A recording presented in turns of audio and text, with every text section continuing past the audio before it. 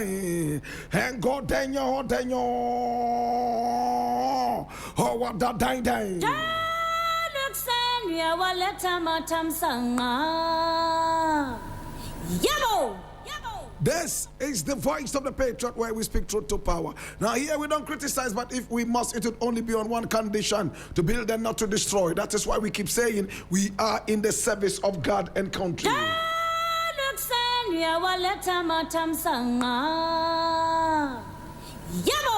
This is the voice of the Patriot.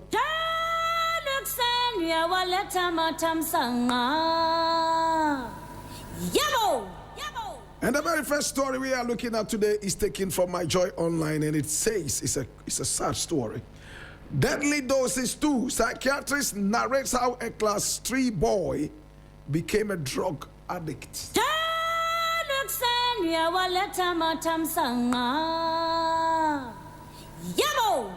A psychiatrist, Dr. Ruth Owuswentry, has revealed that her youngest patient treated for substance abuse at her facility began using drugs whilst in primary 3, highlighting the growing threat of drug addiction amongst children in Ghana. Now speaking to Joy News on the hotline documentary Deadly Doses 2, Ghana's growing drug crisis, Dr. Owuswentry said the case demonstrates how early exposure to drugs can quickly develop into addiction. According to her, the young boy became addicted after repeatedly watching older people smoke near his school. The youngest patient started using drugs. In fact, he was recently on the ward. He started using drugs at class 3. That's primary 3. Dr. Owuswentry explained that the child would often see older people hiding behind his classroom to smoke. After they left, he would collect what remained and use it himself out of curiosity. He would look at older people come and hide behind the classroom and smoke. And out of curiosity, when they had left, he'd go and pick the pieces, gather, and also smoke, she recounted. Now, according to the psychiatrist, what began as curiosity soon turned into addiction because of the effect the drugs had on the child. He became hooked to it. He became happy with the effect it gave him. She said the child continued using the drug one piece at a time until he eventually required psychiatric treatment. We saw him on the ward when he was around 13 years old. We discharged him, I think, a week ago. But he started at primary 3. Dr. Owuswentry said the case reflects a worrying trend in Ghana's growing substance abuse crisis, where children and young people are becoming exposed to drugs at increasingly younger ages.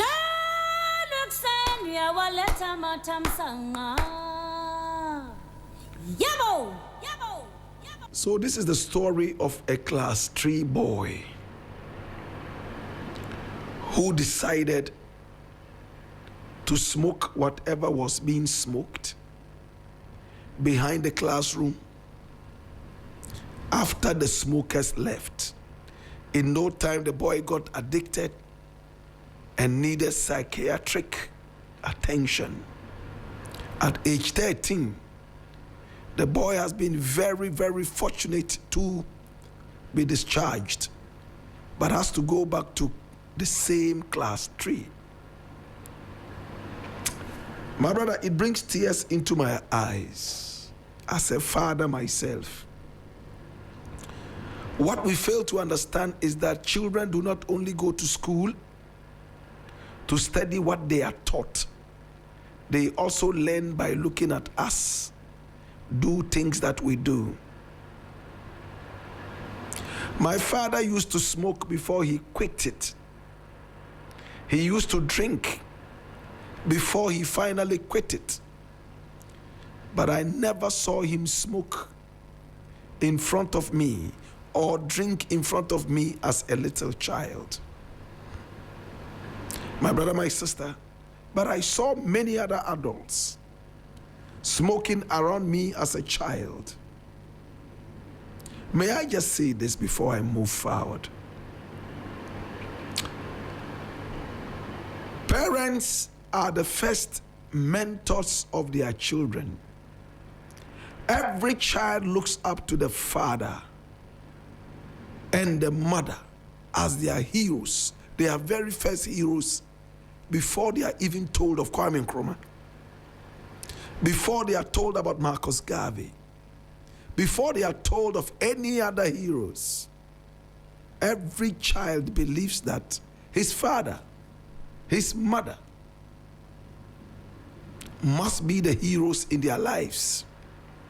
That is why when every child is in trouble, they call out to mama, papa, and not even to God. The first hero of every child is the parent. So when parents flagrantly smoke, drink, and use things or engage in habits that are meant for adults with discretion, they have failed. Yes, they have failed their children. My brother, my sister, I see some parents even dress up in front of their little children, male and female. I see a mother strip naked in front of her little child, putting it in mind that, oh, this is only a child. I disagree. My brother, my sister, they learn so fast. My brother, today, as old as I am at 51, I still remember clearly what happened to me when I was 3 years. Some of the things, 4 years, 5 years, 6 years. I still remember who maltreated me at the age of 5. I remember who spoke so carelessly to me at the age of 5. I remember who beat me up at the age of 4. I remember who I feared so much because of their hot temper, even at the age of 4. Close to 50 years after that, I still remember these things. How many of us are risking this, thinking that these are just little children, and therefore they don't remember after this? Children learn so early. A woman strips naked before her child, dressing up. The child will strip naked in front of child molesters, thinking there is nothing wrong with it. My brother, my sister, are we all of a sudden losing it as parents? How can a class 3 child be engaged in this habit of smoking? I don't care what this child smoked. It could be whatever it is, smoking in general, in class 3. It hurts. The other day I took a walk to the beach area. I'm not going to say which beach, but right here in Accra. My brother, my sister, and I saw something so worrying. Right now, a lot of tourists are interested in little children, both male and female. These tourists are called pedophiles, and the act is called pedophilia. My brother, my sister, they travel outside their countries and find themselves in this country and other countries. And they are looking for the 6-year-olds, 7-year-olds, 8-year-olds, 9-year-olds, and 10-year-olds. My brother, my sister, they engage in sexual affairs with these ones. The men sodomize the little boys. My brother, my sister. And this can be explained. We are failing in our parenting. What are we telling our children about accepting gifts? In my days, my mother told me, anybody who gave you a gift, don't take it. And if you know them, take it and come and show to us before you even start to use it. So anytime we had a gift, be it monetary or non-monetary, the first point of contact was not the achomo joint or the alewa joint. It was straight to mama. Oh, uncle, this gave me this.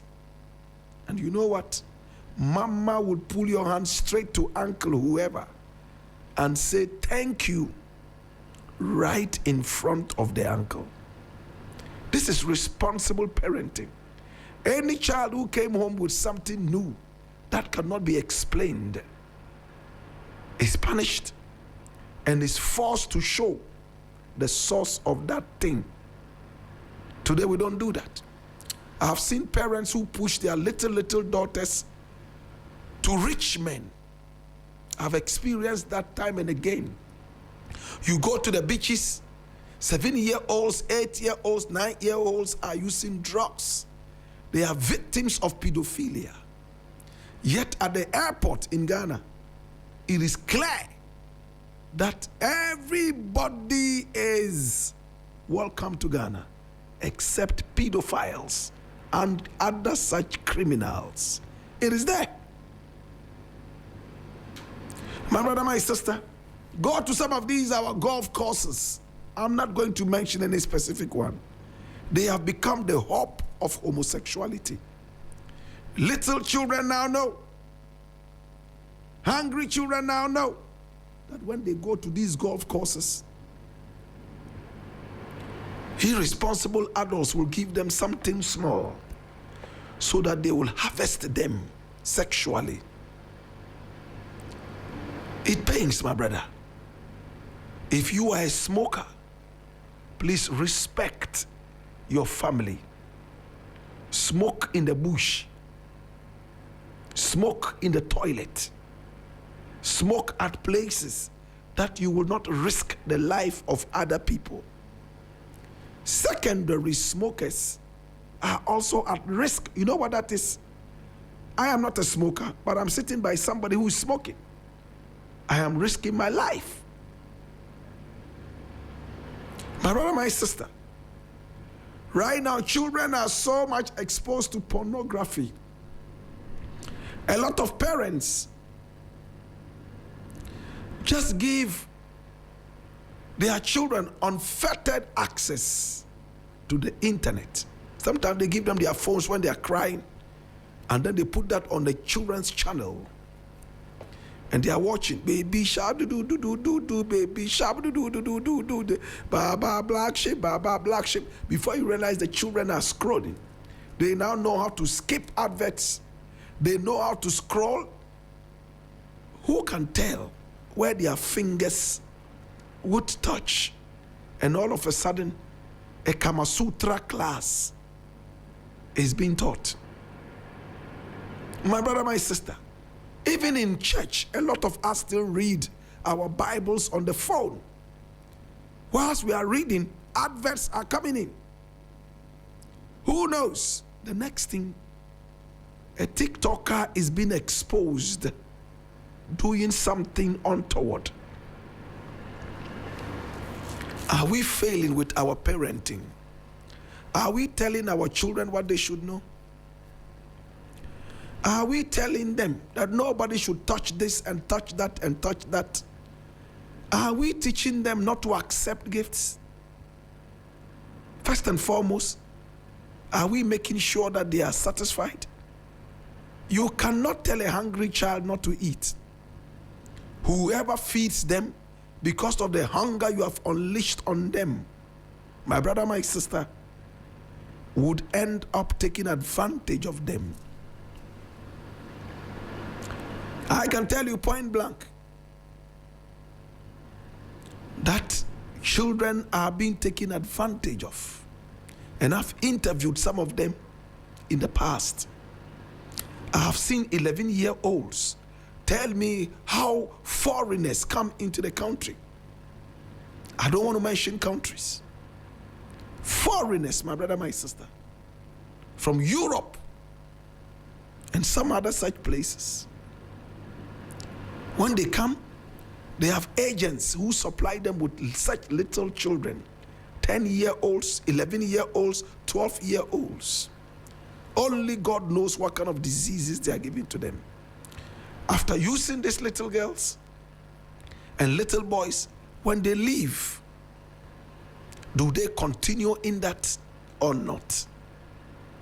Right now, prostitution has become the order of the day. Yes, there's something they call hookup. All you need is a phone. People are ready to hook you up with as many pretty ladies as possible. All kinds of curves. Those who look like trapezium. Those who look like rectangles. Those who look like circles. Any kind of woman you want, you can be hooked up to. My brother, my sister. And if you look at how much they take, it's not worth the risk. It hurts me that our little children will end up like this. Some of them will not be fortunate to overcome whatever consequences meted out to them. Some may die. Are you a responsible parent? Do you keep your children hungry? Do they eat from other people's pots? Are you the kind of parent whose child would come home and say, this person inserted the finger here, this person did this, and they say, shut up? Are you the kind of parent? These children are giving birth to children. 12-year-olds, 13-year-olds are already carrying babies. How can a child take care of a child? You are both struggling to eat and be taught. Children are giving birth to children. And it hurts me. There are a lot of things I cannot say on radio. But to suffice it, my brother, my sister, let us be responsible parents. In my days, even when my libido was as high as hell, I made sure that I didn't touch them unless they were 18 and over. If you are not, no, you don't have a license into my privacy. I will buy you sweets and ask you to go home to father and mama. I'm not moralizing it on anybody. But what kind of libido do you have that would be unleashed on little children? Are you okay? Are you okay? I leave it here.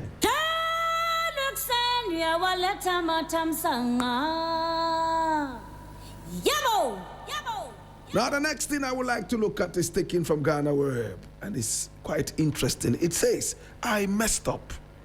Adwoa Pretty kneels to apologize to her husband on the Delay Show. And I read, now the Delay Show, it's hosted by Dolores Frimpong Manson. Yes, was the scene of this thing. TikToker Adwoa Pretty publicly apologized to her husband, Dr. Drill, on the Delay Show, kneeling before him and asking for forgiveness over remarks she made in a leaked audio recording. Now, the emotional moment came after Dr. Drill defended his wife over the leaked recording, insisting that although he was hurt by the insults directed at him, he believed they were made out of anger and did not reflect how she truly felt about him. Kneeling before her husband during the interview, Adwoa Pretty admitted she had erred and pleaded for forgiveness. I messed up, forgive me. It will never happen again, she said. Dr. Drill accepted the apology, having earlier maintained that he had forgiven his wife despite the controversy surrounding the leaked recording, which captured her insulting him during what she believed was a private conversation with her then best friend, Adwoa Payola. Abena Payola, I beg your pardon. Host Delores Frimpong Mansu, popularly known as Delay, used the opportunity to advise Adwoa Pretty to cherish her marriage, describe Dr. Drill as a supportive husband, and caution her against allowing social media and outside influences to destroy their relationships.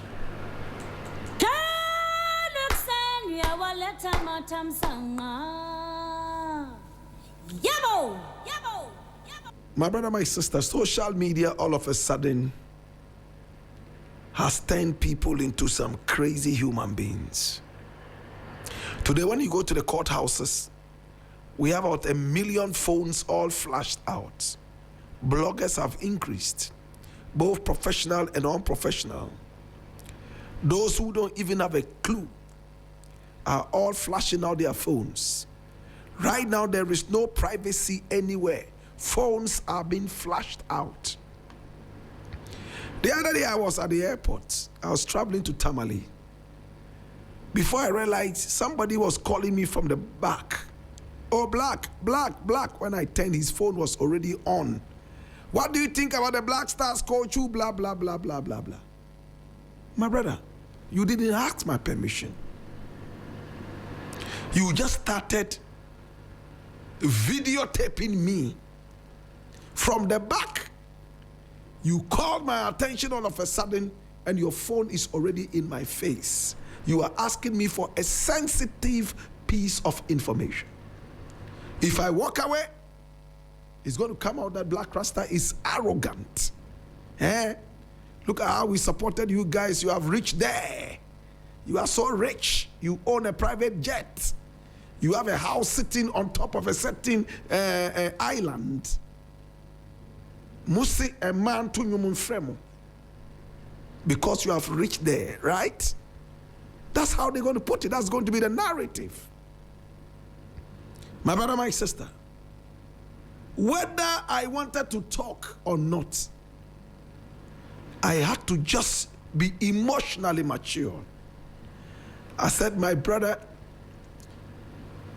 this thing that you are asking of me, if I mean to explain it, it's going to take me 2 hours because I need to give you facts and figures. And as you can see, I don't have the 2 hours. I'm running to catch a flight. But to give you a quick response, whatever decision we want to take, let's look at Ghana first. And I walked away. He probably wanted more than that. My brother, my sister, right now, people make money by breaching other people's privacies. By the kind courtesy of YouTube and generally social media.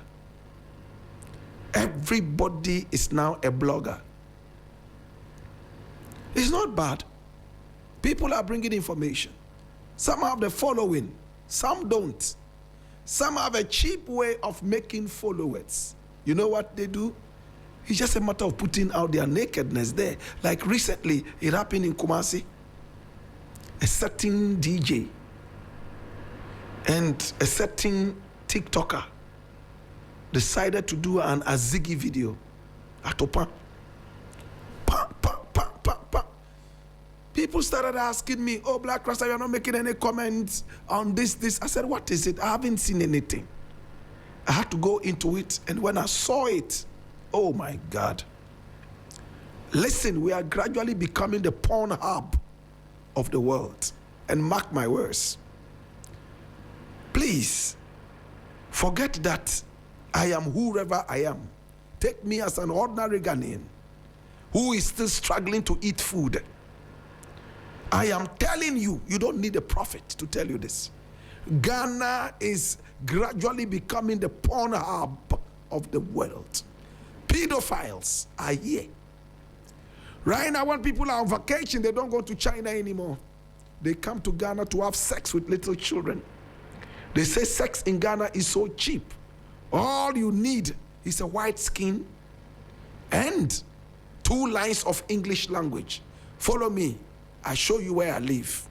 That's it. It doesn't matter where you're coming from as long as you have a white skin. You could be Russian. Just learn 2 lines of English. You are beautiful. Follow me home. That's it. She follows you. On her way to the house, she will text her parents. Oh, manya broni. Akwesi broni bi abe peme. Eish, my ye. My brother, what is this?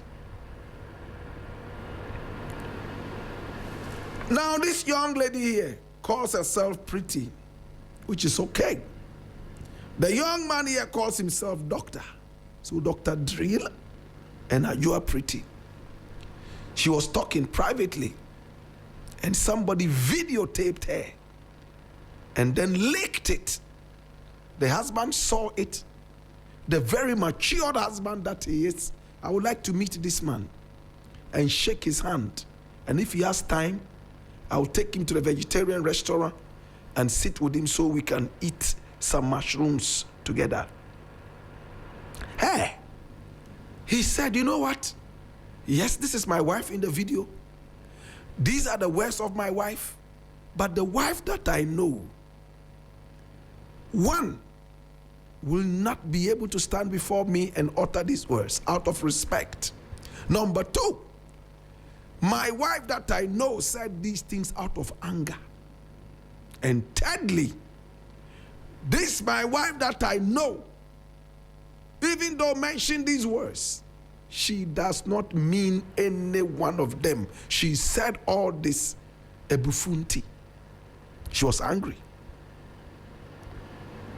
Jesus, what a man. I'm putting myself in his shoes. If my wife is caught on video, black rasta, when he say a black rasta, or no, and unprintable words that I can't repeat. Probably when I get home, out of anger, I will sit there and say, you know what, sweetheart, we have had a very beautiful journey from this time all the way through several years. But I think this is the end of the road. Are you the one in this video? Oh, yes. Did you say this? Oh, yes. I think that I've had enough. It's over. Maybe that's how I would have behaved. But the man here says, this is my wife. She said this, but she said it out of anger. She doesn't mean a word of what she said. And it was even supposed to be a private conversation. So the enemy who decided to make it public wanted to see us break apart. No, the enemy has failed. That's it. How many of us will do this? How many of our employees would even do this? Our employers will do this. You sit somewhere and insult your employer, then the video comes out. Employer looks at it and says, oh, as for Black Rasta, I know him, he's so hardworking. He said this out of anger. Let me call him and rather apologize to him, even though I'm hurt. How many people would do that? But this man did it. So let's just look at the situation where the woman is even caught in bed with another man. If DJ Abiam today finds out that his friend, the wife, was caught in bed with another man, and the friend comes to DJ Abiam to say, hey DJ, my friend, I want your advice. A video has come out with my wife with another man in bed doing things. Abiam would say, did you really see it? Say, yes. We don't know crying. Abiam looks and says, maybe it's me. Say, maybe it's oh, no, I don't think dabi. Abiam minya den. What is Abiam going to say? Would Abiam say if I channel and afa manyame? No. So we are bet my say the end. Janu kwen boko manunko. That is what a lot of men are going to say. But with this man here, the way he's behaving, I am sure he would Even if he caught the man and the woman doing doggy style, he will slap the buttocks of the man and say, hey, Jai, Ade, stay away, and would ask the wife to dress up, let's go home. He would take his wife back home and say, oh, sweetie, nothing. What we do, are you not satisfied with it? What happened? How many men would have the patience? They would rather pull out their phones to record, macho, say macho, umami bete, upapa bete, hey, or buy drama and for, that's what they would say. In these times, we are the most corrupt, yet the least forgiving. Jesus, say it again. I said, in these times, we are the most corrupt, yet the least forgiving. Abiamu is telling his friend to sack his wife. He has 20 other girlfriends. So. His friend that is angry that his wife has slept with another man has 50 girlfriends. So. That's why Jesus Christ said, he who is without sin, let him cast the first stone. Hallelujah. We are the most corrupt, yet the least forgiving. My brother, think about it. I really admire this man. I really admire this man. There are some foolish women. Once they have been forgiven like this, oh, it is a visa to do more. There are some foolish men. Once their wives forgive them, they go out whilst they are drinking with their friends. Oh, me you crowd chimia. Say no one say, you know, obeka me say, mami nyebium. That is foolishness. Remember, you are risking the life of your partner. Think about it, oh. Think about it very, very, very deeply. And now it is even difficult to find men. Remember why ding, whether you like it or not. That is why BBL has increased. Obabia pesoye BBL. Because competition no bar. They want to flatten their stomachs. They drink concoctions. They go hungry so that they will have a flat belly. Competition no dorsum. The Bible said it, that a time will come when men shall be rushed by women, even married women. They will run after them and say, marry us. Two sisters, they both want to marry one man. Remember why ding? You know why? Because of lesbianism and gayism. Behumbe kantinka sion peoba. Onudie, I can't say what he wants. Let's think about this deeply. A lot of men are engaged in so much hustling. They die on the hustle field. And it is a bema ekwa bunting and comes back with something home. Oba inaye kakrawate. Uyirsu ya bibi kakra. That is worth applauding. Don't hold it back. Honey, thank you. I am telling you. Or else be ready for more divorce. The men are difficult to find. The women are running to the church, praying and fasting to get men. Then you start to treat him like this. It's not an excuse for a man to misbehave. But today, as it stands, men are more marketable than women, whether you like it or not. You know how many pretty ladies I see out there? And do you know that they are all looking for men? These days, they don't even discriminate whether you are married or not. They still want you. They don't discriminate whether you have a beard or not. They want you. They don't discriminate whether you have a pot belly or not. No, sir. They don't discriminate whether you have money in your pocket or not. You understand that? I'm going to leave it here. My brother, my sister, it is what it is. And It is time for us to open our eyes and be more attentive, especially in these days of social media. Cameras are being flashed all over the place, knowingly or unknowingly. Let's look at it carefully, or else, it will be a terrible time for all of us. Think about it, my brother. And which way it's been the voice of the Patriot.